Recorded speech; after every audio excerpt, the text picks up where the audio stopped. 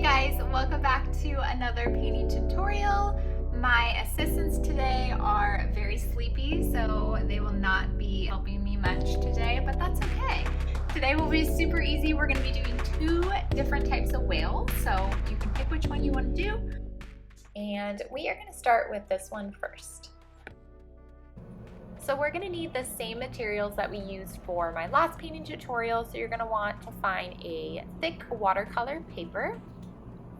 You're going to need a painting palette, some water cups, and some different size paintbrushes. I have kind of a medium, larger size and smaller ones. And today we're going to be using turquoise, indigo blue, and a Payne's gray.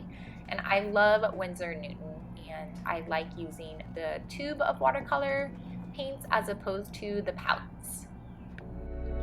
Alright, so one of the whales that we are going to be painting today is this guy.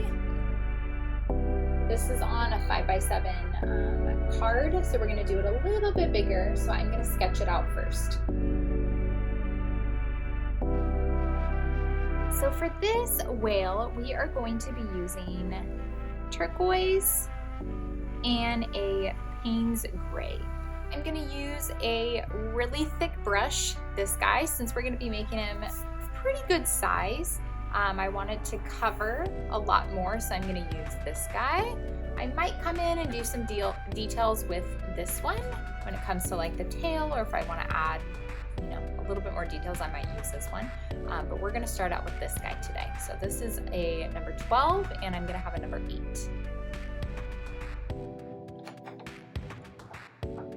I'm gonna put just a little bit of paint on my palette. And if you only have a blue color, or if you have different colors that you want to use, go for it. It does not need to be exactly like this one. So that's how much I put on my palette. So not very much, it goes a long way. And we are gonna start from left to right. So I'm gonna start up here, his little nose, and work my way this way. Okay, so I'm going to start with this guy. I'm going to dip it into my water. And I am just going to start applying the water to this area. I want the underneath part to be darker and this part above to be a little bit lighter. So I'm going to be using more water up here. And I'm going to use less water and more paint down here, and I'm going to pull up the paint to fill in this area. So I'm going to get the water. This brush kind of holds a lot, so I like it, but just be careful you don't put too much water in. So I'm just kind of lightly going in this area. I'm not going to do the whole thing. I'm just going to do this area, kind of bring it down just a little bit. And now I'm going to dip into my blue. And this color is like, oh, so vibrant, so beautiful. So I'm going to start from the outer edge like this. I'm holding my paintbrush like this. And I am just going to, and you're going to see how the color just kind of comes in. Oh, so beautiful. And I'm just going to kind of pull it in like that.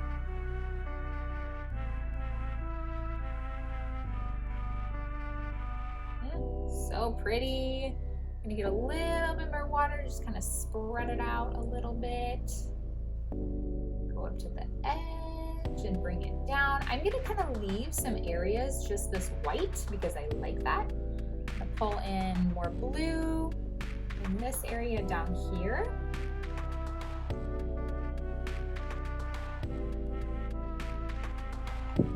Keeping within the lines. I'm not going to do the fin yet, so I'm just going to kind of go around that.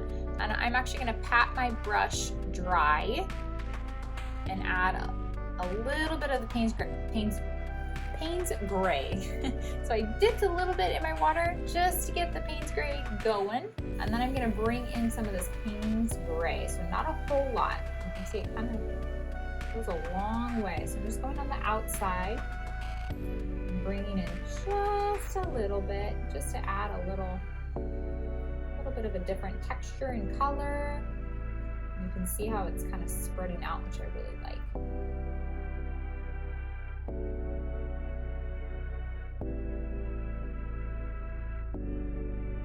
Okay, so I'm gonna get a little bit of our water. We're gonna bring it down here.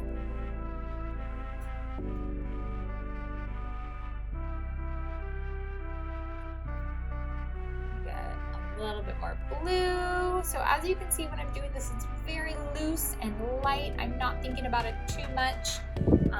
I just want the colors to blend well together. You can see that this area has, see how it's spreading out like that? That shows me that there is still water on this paper in that area, and so that's why it's blending so well. If I'm seeing that it's not blending super well, I'm gonna add just a little bit more water, but it's blending pretty good. So I'm gonna bring in a little bit of that Payne's Gray for down here.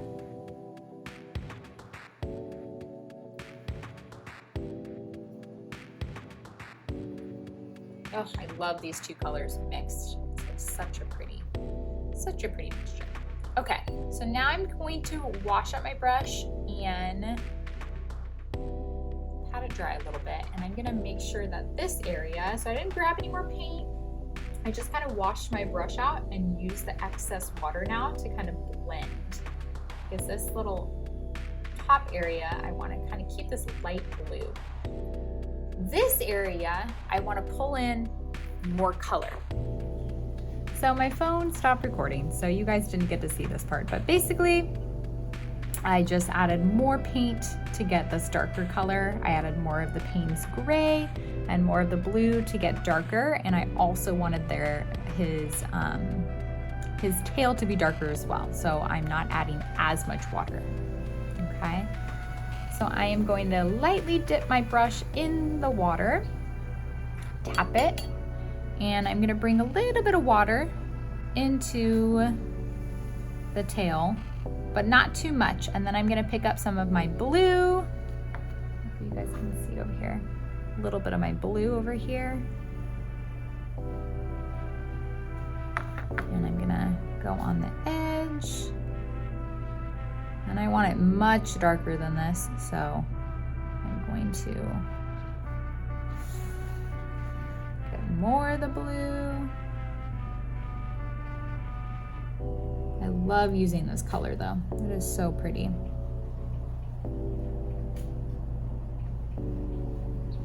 Okay, so I'm gonna add more blue and more of the Payne's Gray to get darker on this side.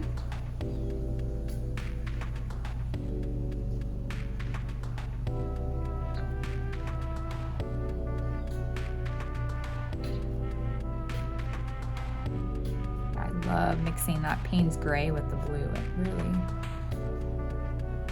is cool.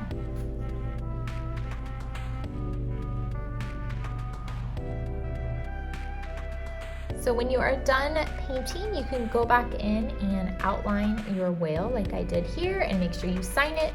I like to use Micron pens. I think they are the best.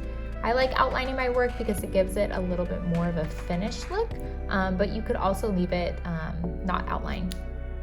But this guy is all done.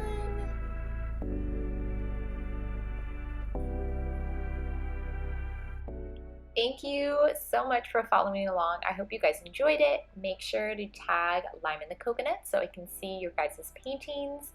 Like and subscribe for part 2, and we will be painting this guy next.